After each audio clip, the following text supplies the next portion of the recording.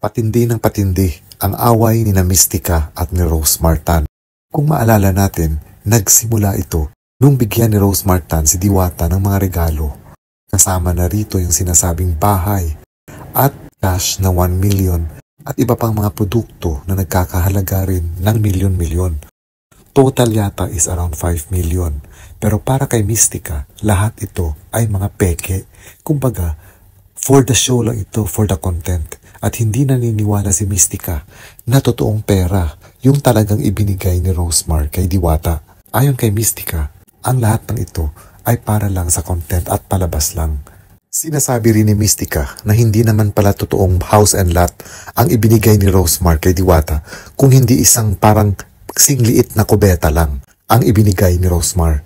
Sinasabi rin niya na hindi totoo yung mga perang ipinakita nung dumalaw si Rosemar kay Diwata.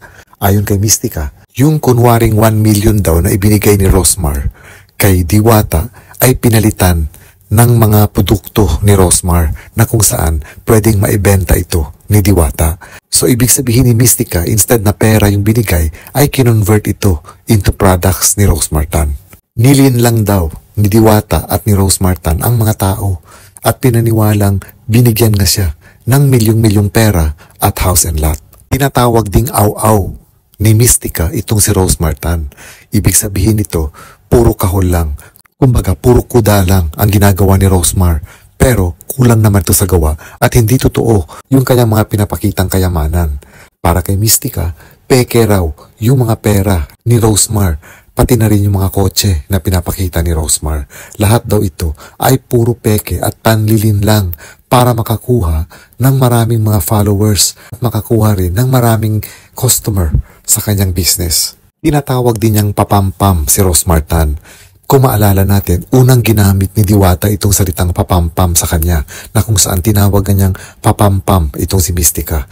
Salamat na sabi ko sa kanya, masyadong papampam. Wala naman kasi silang naitulong sa buhay ko, bakit ko sila papansin? For what? Ngayon naman si Mystica, tinatawag niyang papampam si Rose Martan dahil ayon kay Mystica, sumasayaw daw ito halos lahat ng mga videos ni Rose Martan na kung saan halos wala na daw itong suot at sa harap pa daw ng kanyang anak. Uy, umiiyak na. Nako.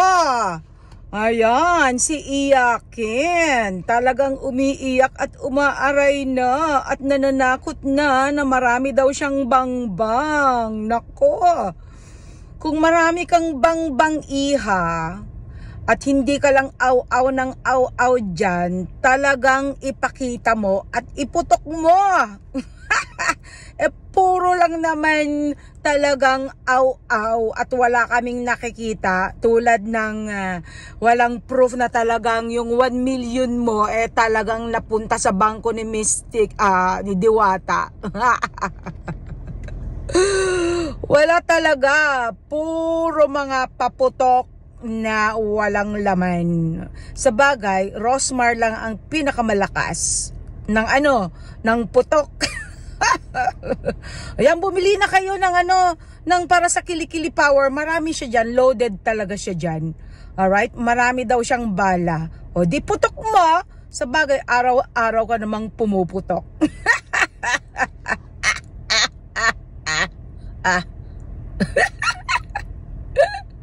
Yun ang totoong paputok, di ba? Hindi lang puro aw-aw, o di ba? Ano daw ba ang ibig sabihin ng papampam? Well, tanungin nyo na lang si Diwata dahil siya yung nakakaalam kung ano ang totoong ibig sabihin ng papampam. Di ba? Dapat iyan ang gamitin niya kay aw-aw papampam instead na gamitin niya sa akin. Alright. Pati ba naman yung pagpapapampam ng social media, kailangan ba nandun yung anak niya sa harap niya habang siya ay halos nakahubad? Yuck! Dapat yung mga ganyan ang kinukulong at pinapaputukan. Halos araw-araw ay nagpaparinig si Mystica kay Rose Martan sa kanyang social media, particularly sa kanyang Facebook account. At dahil nga dito, napuno na yata si Rosemar kay Mystica kung kaya nanawagan ito sa kanyang mga followers na more than 4 million followers na kung saan hinihiling niya sa mga followers niya na i-mass report ang Facebook account ni Mystica. Bilang pang-engganyo sa kanyang mga followers, sinasabi rin ni Rose Martan na may papremyo siyang mga cellphones. Hindi lang maliwanag kung iPhones nga ba ang ipamimigay niya or sa iilang mapipiling mga nag-mass report bilang premyo nila. Ayon kay Rose Martan kasi, sa lahat ng ayaw talaga niya ay yung idadamay ang kanyang anak na wala naman daw kamalay-malay sa mga nangyayari between her and Mystica. Para naman kay Mystica, hindi siya natatakot kung ima-mass report yung kanyang Facebook account dahil para nga sa kanya, meron pa naman daw siyang YouTube na kung saan kumikita siya sa YouTube. Naniniwala rin daw si Mystica na itong mga ginagawa niya sa social media tungkol kay Rosemar at kay Diwata ay pagpapahayag lang ng kanyang opinyon. Kumbaga, lalong-lalo na daw kay Rose Martan, ang gusto na niyang ipakita dito na si Rose Martan ay mapanlin lang. Kumbaga, ayon kay Mystica, lahat ng ipinapakita ni Rosemar sa social media ay puro mga peke, pekeng pera, pekeng bahay, pekeng mga sasakyan. At sinasabi rin ni Mystica na pinipili lang ni Rose Martan ang kanyang mga gustong tulungan. Kumbaga, tumutulong siya dahil sa kanyang self-interest or for her self-interest. Mabibigat itong mga alegasyon ni Mystica kay Rose Martan. Kung anumang ebidensya ang meron siya, siya lang ang nakakaalam. Para naman kay Rose Martan, hanggang saan niya kayang dalhin ang issue na ito? Hanggang social media na lang ba ito? Or madadala nga ba niya ito sa korte? Anyway, the bottom line is, whether it's good or bad, it's still publicity.